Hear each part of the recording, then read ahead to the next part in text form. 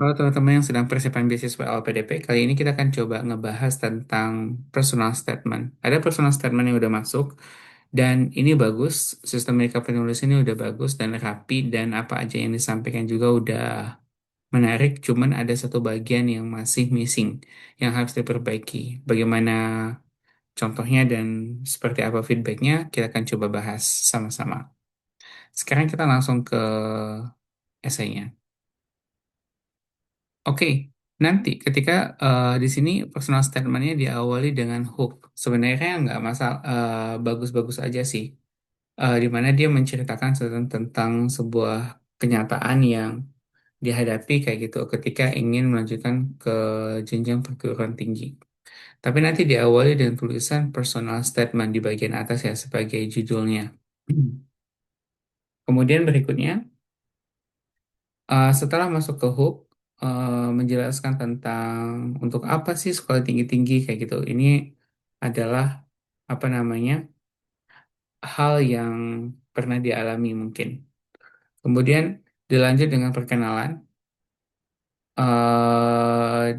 Di sini perkenalannya oke.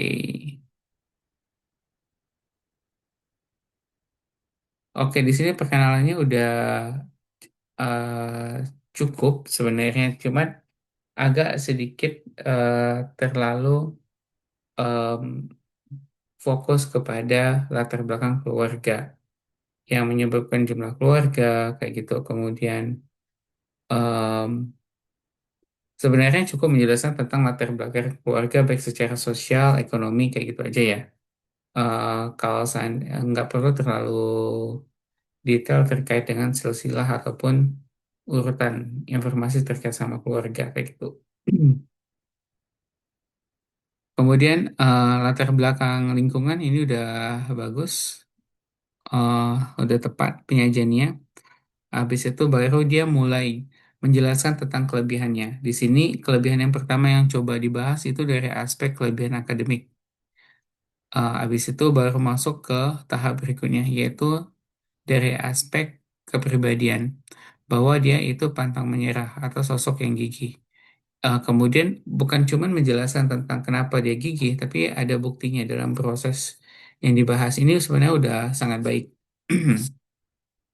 Habis udah menjelaskan itu, lanjut ke perjalanan melanjutkan S1. Dan selama melanjutkan S1, menjelaskan tentang beberapa achievement yang dia dapat, menjadi misalkan jadi perwakilan kayak gitu ya. Mm, Kemudian menyampaikan materi, pemilihan mahasiswa berprestasi kayak gitu. Kemudian sampai em, mengikuti berbagai macam kompetisi nasional dan ini banyak prestasi yang udah dibahas sama dia di sini dan ini udah bagus ya nunjukin bahwa aspek kelebihan yang dia miliki. Setelah dia ngebahas dari aspek kelebihan, dia berkirang menuju ke aspek sosial atau volunteer. Nah, di sini dia menjelaskan tentang berbagai macam gerakan ataupun kegiatan sosial yang dia ikuti. Cuman dari segi penulisannya, ini satu paragraf tuh terlalu panjang kalau sana teman-teman lihat. Idealnya satu paragraf itu tuh jangan sampai terlalu sepanjang ini.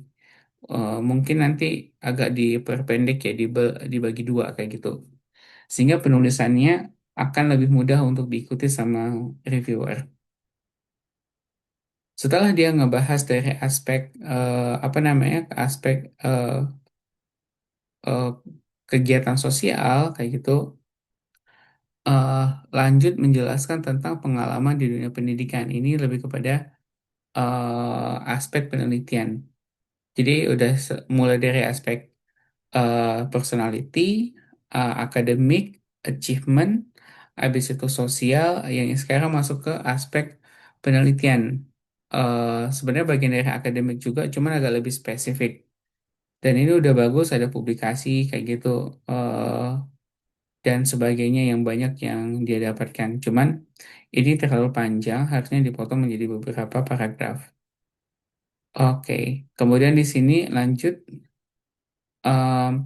Dia menyimpulkan bahwa apa yang dia dapat semuanya itu karena faktor doa orang tua. Sebenarnya nggak salah, cuman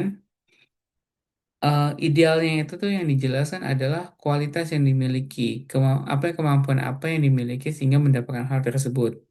Kemampuan mengontrol diri secara emosi, kayak gitu, misalkan ya, kemampuan untuk mengatur waktu dengan baik atau time management dengan baik, serta memiliki kemampuan, keinginan untuk terus berkembang. Setelah udah dia jelasin, harusnya dia menjelaskan itu ya di sini. Kemudian di sini adalah pemilihan universitas, ya, singkat aja di sini karena ini bukan untuk rencana studi. Kemudian closing statement. Ada satu hal yang belum dijelaskan yaitu kekurangan atau weakness. Jadi idealnya kekurangan atau weakness itu akan dibahas di sini. Akan dibahas sebelum bilang bahwa harus ingin studi lanjut. Oke, misalkan jelaskan bahwa akan tetapi saya bukan seorang manusia yang sempurna. Saya memiliki beberapa kekurangan yang saya antisipasi. Salah satunya apa, buktinya apa, dan bagaimana cara penyelesaiannya, kayak gitu. Dan di sisi lain, saya juga merasa kurang dari aspek pengetahuan dan skill, terutama ketika saya ingin melakukan sebuah impact yang lebih besar, kayak gitu, sebagai seorang guru atau sebagai seorang dosen di masa depan, misalkan ya. Oleh karena itu, saya harus lanjut S2 di bidang apa yang sesuai dengan apa yang saya inginkan.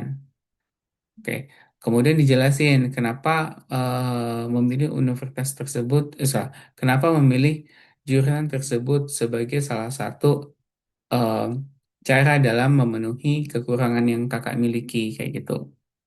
Udah selesai dijelasin di situ, baru masuk ke aspek eh masuk ke aspek kenapa memilih LPDP. Jadi, kenapa kakak secara spesifik memilih LPDP, motivasinya apa, dan apa yang relevan antara LPDP dengan nilai yang kakak pegang. Setelah itu, closing statement. Oke, mungkin kurang lebih seperti itu. Good luck ya.